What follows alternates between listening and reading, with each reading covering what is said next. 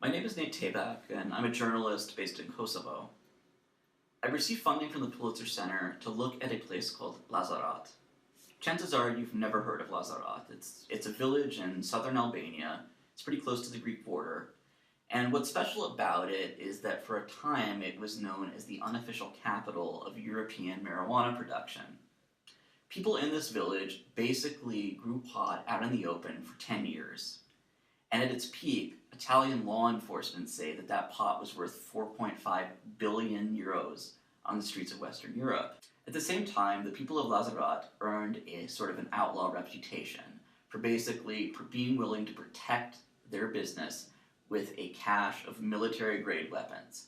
There are stories of grandmothers shooting at police with machine guns, reporters getting shot at, and so basically you have this outlaw village that was viewed as this state within a state.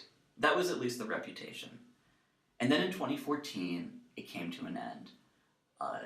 The government of Albania, with pressure from the European Union, sent in 800 police officers and retook the village. There was shooting that went on for more than a week.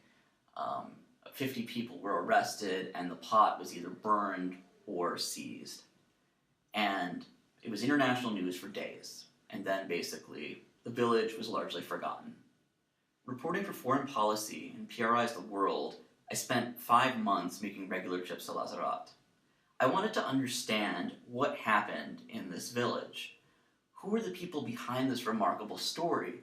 Were they a bunch of crazed outlaws? Or maybe they were just ordinary people in a very extraordinary situation?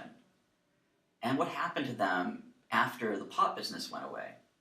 I also looked at the larger story in Albania and the government's wider war against pot cultivation, as well as its efforts toward reform overall.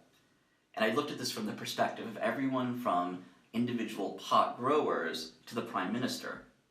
Lazarat, in many ways, is the story of Albania itself, a country that is misunderstood and seldom gets any attention outside its borders.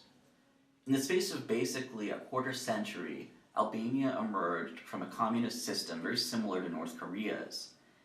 It went through a short civil war, it joined NATO, and now it's on its way to join the European Union.